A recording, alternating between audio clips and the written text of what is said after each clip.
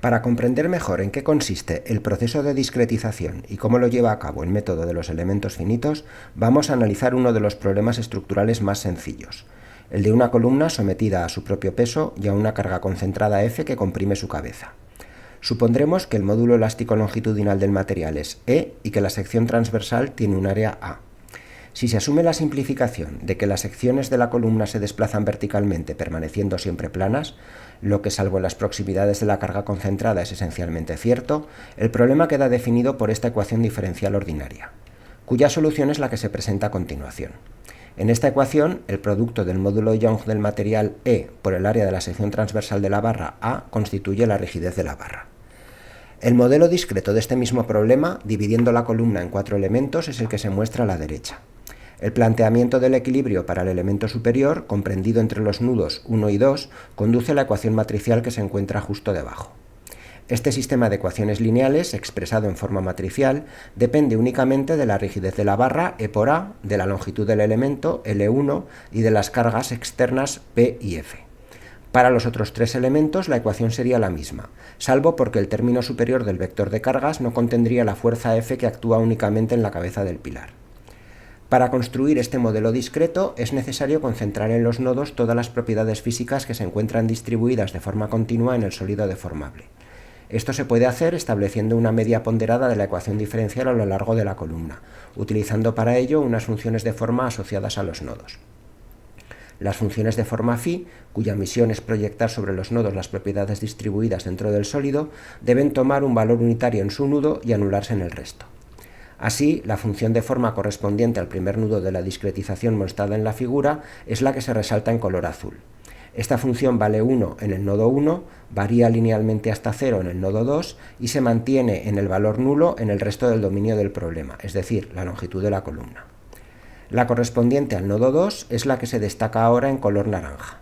Vale 0 en el nodo 1, aumenta linealmente hasta 1 sobre el nodo 2 y a partir de allí empieza a decrecer también linealmente hasta anularse de nuevo en el nodo 3, para mantenerse en 0 hasta el final. La correspondiente al nodo 3 sería la que se ve ahora en rojo. Es nula entre los nodos 1 y 2. Crece linealmente hasta el valor unitario sobre el nodo 3 y a continuación su valor se reduce y vuelve a ser 0 entre los nodos 4 y 5. Como puede verse, las de los nodos 4 y 5 siguen el mismo comportamiento. Si se multiplica la ecuación diferencial del problema continuo por cada una de las funciones de forma asociadas a los nodos del modelo discreto y se integran las funciones resultantes en toda la longitud de la columna, se obtiene una ecuación para cada nodo que plantea la media ponderada a la que me refería antes. Para ver cómo esta estrategia conduce al sistema de ecuaciones lineales del modelo discreto, es necesario resolver por partes cada una de las ecuaciones integrales que acabamos de establecer utilizando las funciones de forma. Al hacer esto, una de las derivadas de la función incógnita u sub x se transfiere a la función de forma, a la vez que el signo de la integral pasa a ser negativo y aparece un término de contorno, es decir, que se evalúa únicamente en los extremos del dominio. Este término de contorno contiene la función de forma, la rigidez de la barra y la primera derivada del desplazamiento. El término integral correspondiente al producto de la carga distribuida P por la función de forma se deja tal como está, puesto que en él no hay ninguna incógnita y por lo tanto se puede evaluar en cualquier momento. En el término de contorno de la ecuación, el producto de la derivada del desplazamiento, que no es sino la deformación longitudinal, por la rigidez de la barra, es igual al esfuerzo axial. Haciendo esta sustitución se llega a esta nueva expresión de la misma ecuación. El siguiente paso para conseguir llegar al sistema de ecuaciones lineales es aproximar el valor del desplazamiento en los puntos situados entre dos nodos a partir de los desplazamientos de los propios nodos haciendo una interpolación. Es decir, el desplazamiento en un punto P situado en una posición X entre dos nodos viene dado por el sumatorio de los productos del desplazamiento de cada nodo U sub j por la función de forma de ese nodo phi sub j evaluada en la posición X. Si a continuación se deriva la interpolación de la función desplazamiento respecto de x para obtener una aproximación de la deformación, resulta el sumatorio de los productos de los desplazamientos nodales por las derivadas de las funciones de forma, ya que los desplazamientos nodales son valores constantes que no dependen de x. Si se introducen estas aproximaciones en la ecuación integrada por partes, se obtiene esta nueva expresión. En el primer término integral, los desplazamientos nodales u sub j no dependen de x, por lo que se pueden sacar de la integral para llegar a esta última ecuación en la que los n desplazamientos nodales u sub j son las incógnitas, las n integrales, una para cada función de forma phi sub j, son los coeficientes que las multiplican, y la integral de la derecha, correspondiente a las cargas externas tanto en el interior del dominio 0L como en sus extremos, es el término independiente de la ecuación. Tanto el término independiente como los coeficientes se pueden evaluar a priori a partir de las funciones de forma y de los datos del problema, que son las cargas y las propiedades del material y de la sección. Como para cada función de forma phi sub i se tiene una ecuación diferente, esta expresión representa el sistema de n ecuaciones lineales con n incógnitas que íbamos buscando. Para ver la forma concreta que adoptan estas ecuaciones en el ejemplo de la columna que estábamos analizando, vamos a ver cuáles serían las dos funciones de forma de los nodos que delimitan el elemento 1. Así, la función correspondiente al nodo 1, el superior, debe valer 1 en el primer nodo para x igual a 0 y 0 en el segundo, en x igual a L1 siendo L1 la longitud del primer elemento. Por lo tanto, su expresión será 1 menos x partido por L1. Por su parte, la función de forma del nodo 2 será x partido por L1, para que se anule en x igual a 0 y valga 1 en x igual a L1. Si se escribe la ecuación correspondiente al primer nodo del modelo haciendo i igual a 1 y dejando que j varíe entre 1 y 2, se obtiene esto.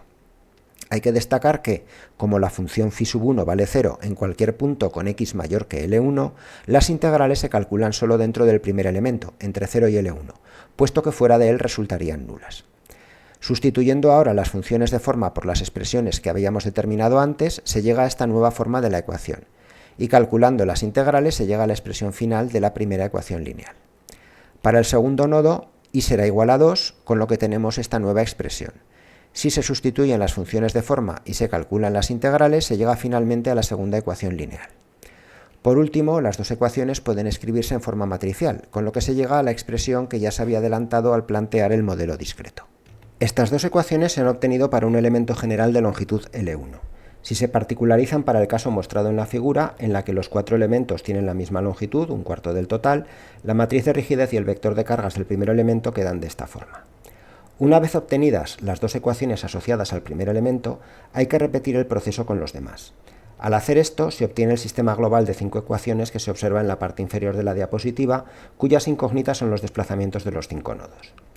Para llegar a este sistema de ecuaciones global hay que tener en cuenta que cuando antes se ha escrito la ecuación correspondiente al segundo nodo del modelo, solo se han tenido en cuenta los términos correspondientes al primer elemento, por lo que no se tenía la ecuación de equilibrio completa. Concretamente, faltaría el término correspondiente al desplazamiento del tercer nodo. El resto de los elementos del sumatorio utilizado para interpolar los desplazamientos nodales son nulos, porque los soportes de las funciones phi4 y phi5 no tienen ningún punto en común con el de phi2. Por lo que el producto de las dos últimas funciones de forma por la del segundo nodo siempre vale 0. Además, habría que extender tanto la integral que multiplica el desplazamiento del segundo nodo como la de la carga distribuida al dominio del segundo elemento, en el que la función de forma phi sub 2 no es nula, aunque su expresión es distinta de la utilizada en el primer elemento, con lo que la ecuación adopta esta forma. Y calculando las integrales se llega a la expresión contenida en la ecuación matricial. Como ya se ha dicho, dado que el segundo nodo se encuentra entre los dos primeros elementos, se puede llegar a este mismo resultado sumando a los términos correspondientes al primer elemento los del segundo, que serían iguales a los del primero al ser la longitud de ambos elementos la misma, de forma que en la posición 2 de la matriz de rigidez y el vector de fuerzas globales se suman los términos del segundo nodo del primer elemento con los del primer nodo del segundo elemento. Repitiendo esta operación con los elementos tercero y cuarto, se obtiene finalmente el sistema de ecuaciones global. A este proceso se le denomina ensamblaje. No obstante, antes de poder resolver este sistema de ecuaciones para obtener los desplazamientos de los 5 nodos, todavía hay que realizar una operación más. Se trata de imponer las condiciones de contorno en desplazamientos, ya que hasta ahora no se había introducido en el modelo el hecho de que el nodo 5, situado en la base de la columna, está inmóvil. La manera de hacer esto es reemplazar la ecuación de equilibrio del nodo por la de compatibilidad que fija el valor de su desplazamiento, es decir, u sub 5 igual a 0, sustituyendo la fila de la matriz de rigidez por la correspondiente a la matriz identidad, con un 1 en la diagonal y ceros en el resto de posiciones, y anulando también el término del vector de fuerzas.